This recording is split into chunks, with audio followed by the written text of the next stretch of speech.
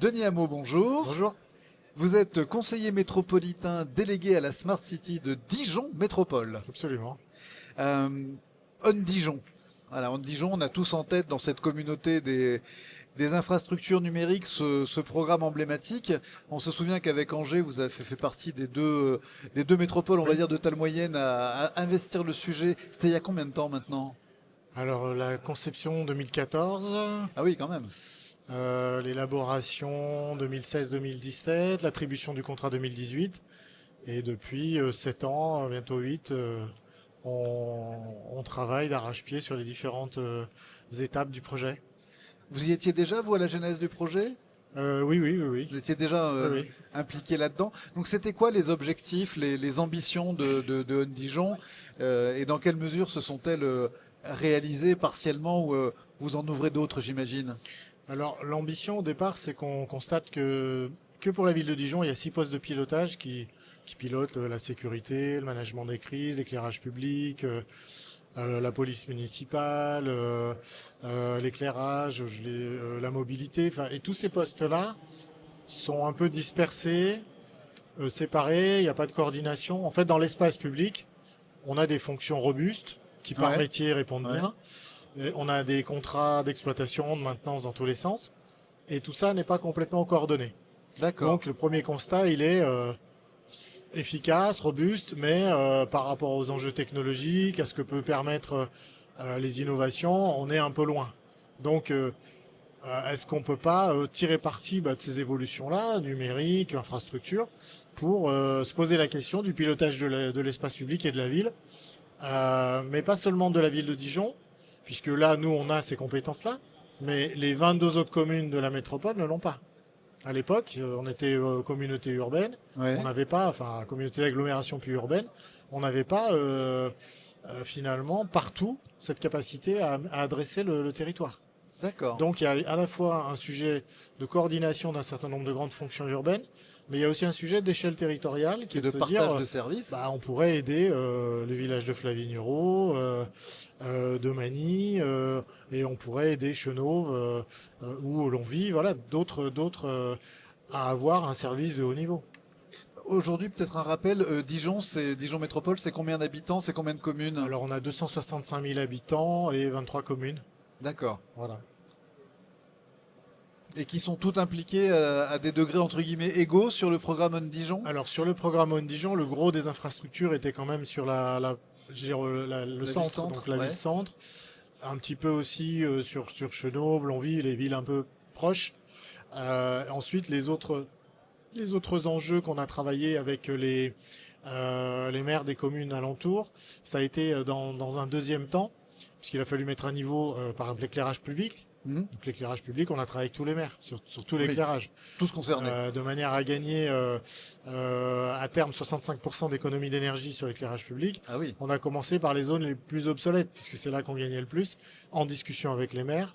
Et donc, on a eu tout un travail de planification et de cartographie et ensuite d'investissement en fonction des retours sur investissement. Donc ça a été un premier élément. Deuxième élément, ce travail d'infrastructure, il a touché par exemple toute la mobilité de la métropole, où à travers notamment un programme priorité au bus, Prioribus, on a recadencé l'ensemble de la mobilité entre le tram, les bus, les vélos, enfin tout l'espace public.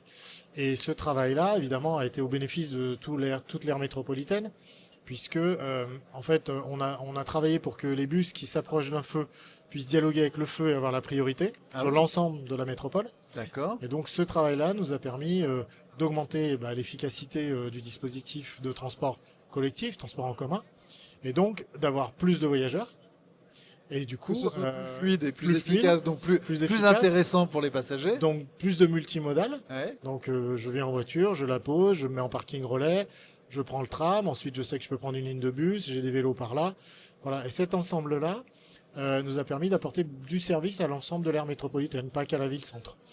Un autre exemple sur lequel on a travaillé, c'est que dans la deuxième phase après les infrastructures, on avait un dispositif d'open innovation interne, donc sur Ouais. la data, et en parallèle, on a travaillé une application citoyenne avec les habitants de toute la métropole. Et donc là, on a fait appel à des volontaires des 23 communes. On a eu plus de 1000 personnes qui ont répondu. Et ensuite, on a travaillé la V0 de cette application avec des habitants qui nous l'ont un peu martyrisé, et tant mieux, C'était le but. puisqu'ils l'ont amélioré en Ouais. fait. Et du coup, on a eu, dès le premier téléchargement, on a eu 3000 personnes qui l'ont adopté. Mais on a été vigilant aussi à ce que on mette pas sous tension le service public, parce qu'on rentrait un peu dans le temps réel. Ouais. Parce que les habitants, avec Ouais. les clics, ils se disent ça va se faire tout de Faut que suite. ce soit tout de suite, ouais. Et donc, on a travaillé service par service à ce que, par exemple, les espaces verts, la propreté, on soit bien sûr qu'ils étaient prêts à accepter ces demandes citoyennes. Et lorsqu'ils n'étaient pas prêts, on a temporisé un peu, on a pris le temps, on a reformé les gens, parce que parfois il faut un petit peu plus de temps. Et lorsqu'on a été prêt, on a rouvert. Et donc progressivement, on a fait ce travail. En parallèle de ce travail de signalement que pouvaient nous faire les habitants, on a poussé des e-services. Voilà, renouveler votre carte d'identité, votre passeport, réserver un livre dans toutes les bibliothèques au début de Dijon, puis ensuite des maires qui étaient volontaires. Ouais. Et puis, on a poussé des services sur toute la partie inscription à la cantine, au périscolaire, voilà, du service pour les enfants, paiement en ligne de la facture. Mais en parallèle, dans les mairies annexes, on a gardé de l'accueil physique, des aidants numériques, parce qu'on est soucieux de cette inclusion nécessaire. Il y a des gens qui sont pas à l'aise ou qui n'ont pas envie Oui. d'utiliser leur smartphone pour tout et n'importe quoi. Et donc on est attentif aussi à ça.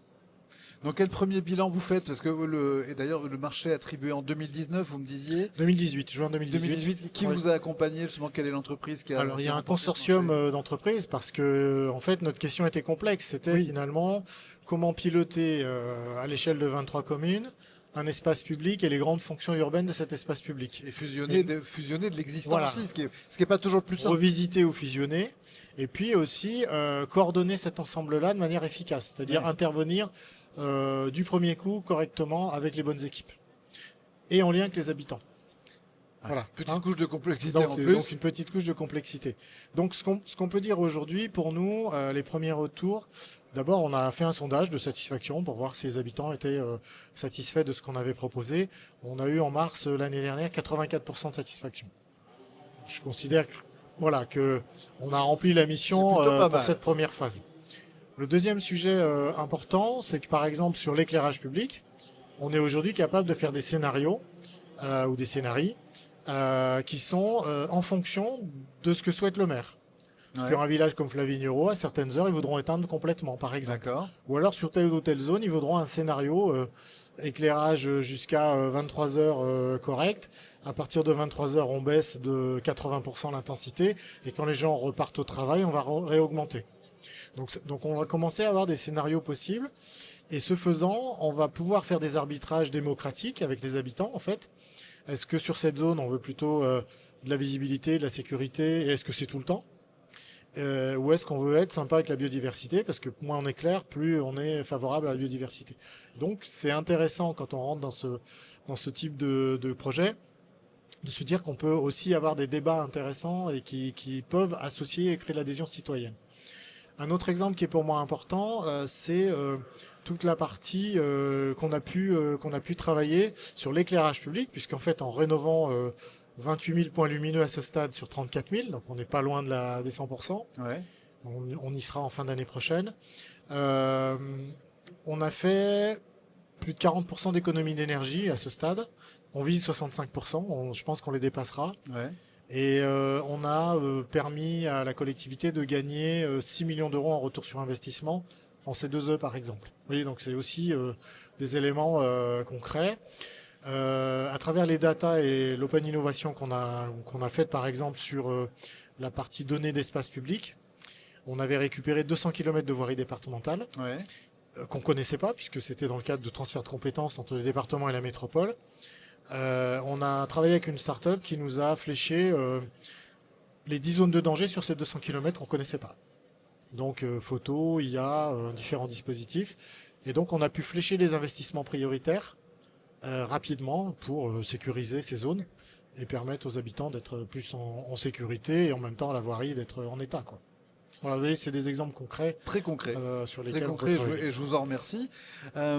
Vous accueillez aujourd'hui les universités de la transition numérique des territoires. Vous attendez quoi de cet événement? Est-ce que vous avez sur les stands vu des prestataires ou des acteurs où vous dites tiens, j'ai peut-être un nouveau service à créer avec eux? Vous faites votre marché ou pas? Alors, j'ai pas encore fait complètement le tour. Je suis allé voir un peu les collègues de la région, je suis allé voir le département, j'ai regardé Action, j'ai regardé quelques opérateurs. Bon, je vais faire le tour là, dans cet après-midi. Moi, ce que je trouve important, c'est les 10e rencontres UTNT. Dans UTNT, il y a université, donc par exemple, on a un pôle universitaire, ça fait aussi partie de mes compétences, Ouais. qui a aujourd'hui un pôle IA, qui travaille énormément sur tous ces sujets de robotique, sur des sujets aussi de réindustrialisation. Et donc, c'est le lien entre le monde économique, des industriels, des entrepreneurs, le monde des collectivités que nous sommes, qui sommes aussi finalement donneurs d'ordre à certains moments sur certains projets, et le monde de la recherche et de l'université, parce qu'en fait, il y a un lien avec la valorisation et les futures entreprises. Donc pour moi, ça, c'est un élément important. L'UTNT matérialise le carrefour. D'accord. Et compte tenu des enjeux et des défis qu'on a adressés sur le climat, la biodiversité, les défis sur l'eau, les ressources, les défis de résilience et en lien avec la biodiversité, on va avoir besoin de tout ce beau monde. Ouais. Moi, j'ai pas de R&D au sein de la collectivité, les entreprises l'ont, l'université a des labos, on va avoir besoin de mesurer ce qu'on fait, évaluer, on aura besoin des chercheurs. Et donc, je pense que c'est une opportunité finalement de créer des transversalités. Cet événement auquel on participe, et on est très heureux, entre des mondes qui parfois se connaissent pas, Se ou ont parlent des pas représentations un petit peu biaisées les uns les autres, ce que peut produire l'IA d'ailleurs, parce que c'est le thème. C'est ça. Et donc, c'est vraiment l'occasion de se rencontrer, de se connaître, et autour de projets, finalement, de créer des opportunités de collaboration et de coopération.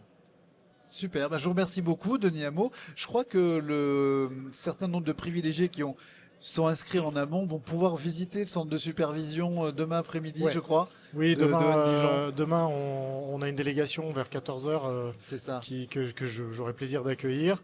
Donc on leur présentera un projet de 105 millions d'euros. Et comme je disais, bon, Angers s'est lancé, mais on n'est pas assez nombreux aujourd'hui. Et je le disais tout à l'heure en conclusion d'une table ronde, il faudrait vraiment qu'on ait une politique publique puissante de l'État Très qui incitative. permette aux grandes métropoles et aux territoires intermédiaires comme les nôtres d'aller sur ces projets-là parce que ils sont vertueux économiquement. On a optimisé un certain nombre de dépenses, donc on a dégagé de la capacité d'autofinancement.